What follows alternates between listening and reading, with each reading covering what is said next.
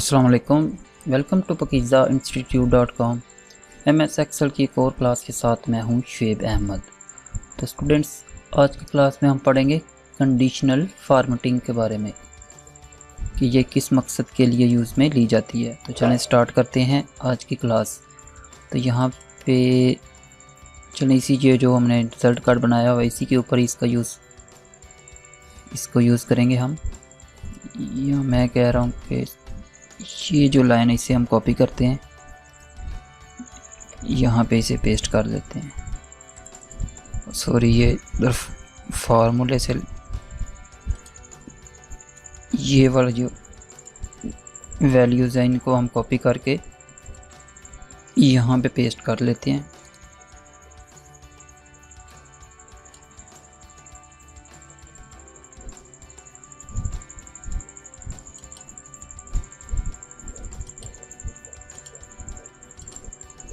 Okay, तो ये कुछ वैल्यू हैं, इसके ऊपर हम यूज़ करेंगे कंडीशनल फार्मेटिंग।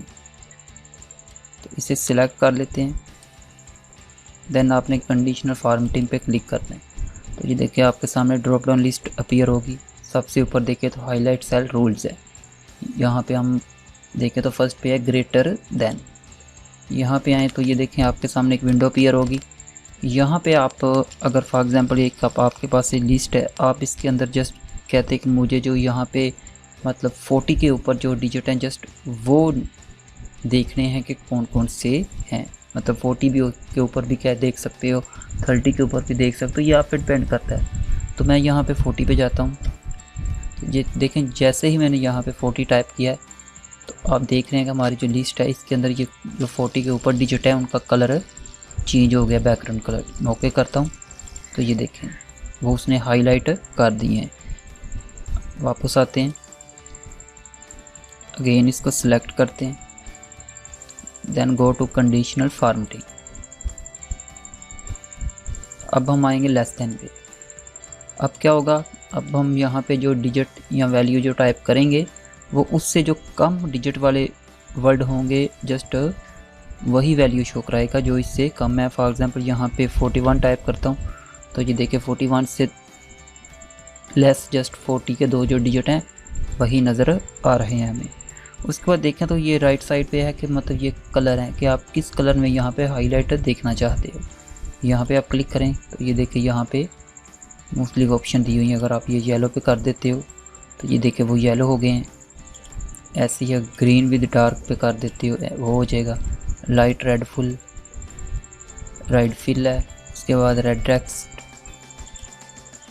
रेड बॉर्डर लग जाएगा उसको। उसके बाद कस्टम फार्मेटिंग भी कर सकते हो अपनी मर्ज़ी से अगर आप करना चाहें तो।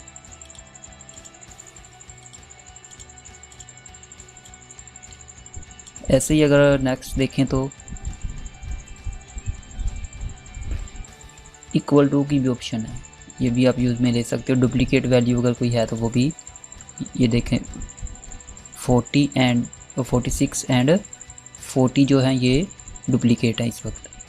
आप देख सकते हैं कि ये एक फर्स्ट पे 40 है, एक ये थर्ड लास्ट पे 40 है और ये एक 46 है एंड 46 है।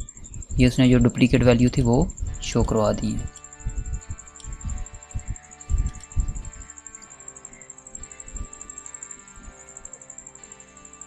उसके बाद अगर आप बिटवीन भी देखना चाहें बिटवीन भी देख सकते हो। उसके बाद यहाँ पे सेकंड ऑप्शन में आए तो top bottom rules, top 10 item.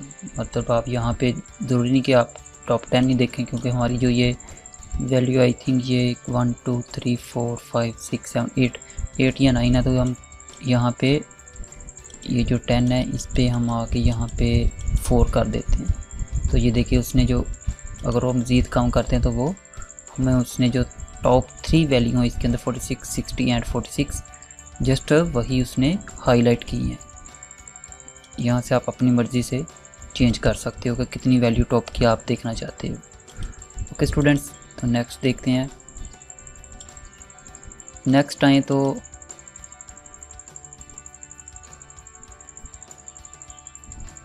Top 10% की है, ये भी सेम वैसे ही काम करती है। अगेन आते हैं हम डेटा बार पे। ये बहुत ही यूज़फुल चीज़ है स्टूडेंट्स। फॉर एग्ज़ाम्पल मैं ये फर्स्ट वाला लेता हूँ। यहाँ पे पहले हम ऐसे करते हैं कि इस जो कॉलम है ना, इसकी जो विड्थ है वो करते हैं ज़्यादा, और इसे लेते हैं लेफ़्ट साइड पे। देन आते हैं कंडीशनल फॉर्मेटिंग पे, डेटा बार पे आते हैं कि आपने जो आपका डेटा है, जो वैल्यू है, उसको एक बार के अंदर, मतलब कलर बार कह सकते हो आप इसे, उसके अंदर शो करवाना है। ये देखें, ये मुख्तलिफ़ किस्म के कलर दिए हुए हैं। मैं ये वाला लेता हूँ। तो ये देखें, यहाँ से हम देख सकते हैं कि जिस रो की, आप नोट करें कि जिस रो की जितनी वैल्यू ज़्यादा है, वो जो ग्राफ है उतना ही उसका बड़ा है। ये देखिए 60 सबसे बड़ी वैल्यू है हमारे, जो ये डिजिट्स लिखे हुए हैं। ये देखिए 60, उसके बाद देखें तो ये 46, दो इक्वल है। देन 45 है। तो ये देखें, ऐसे ही अगर मज़ीद इसको चेंज करना चाहें तो आप कर सकते हो, लेकिन पहले आपको ये सिलेक्ट करना ज़रूरी है।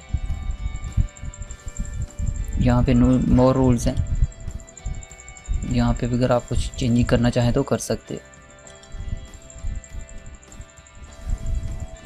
ये देखिए, ये बहुत ही अच्छा लग रहा है। Okay students, I hope so आपको ये डेटा बार यूज़ करने का पता चल गया होगा। उसके बाद है कलर स्केल्स।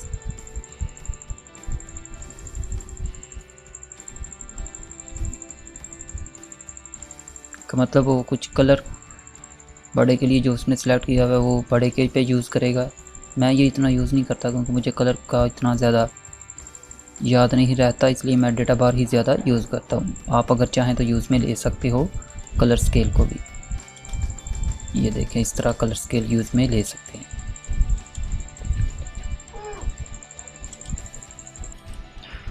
तो इस तरह आप इसे भी यूज़ में ले सकते हो। उसके बाद आते हैं अगेन कंडीशनल फॉर्मेटिंग पे। तो देखें, आइकन सेट, मतलब मुख्तलिफ आइकन है, जो वैल्यू बड़ी है उसके आगे जो बड़ी वैल्यू के लिए जो आइकन यहाँ पे मौजूद है वो इंसर्ट हो जाएगा। ये देखें, ये देखें 60 के लिए एरो अप का जो आइकन है वो इंसर्ट हो चुका है, एंड 41 जो लो वैल्यू है उनके लिए एरो डाउन का है, और जो एवरेज है उनके लिए थोड़ा सा एंगल एरो इंसर्ट हो चुका है। उसके बाद अगर देखें तो यहाँ पे न्यू रूल्स, आप खुद भी अपनी मर्ज़ी से न्यू रूल बना सकते हो। उसके बाद देखें तो क्लियर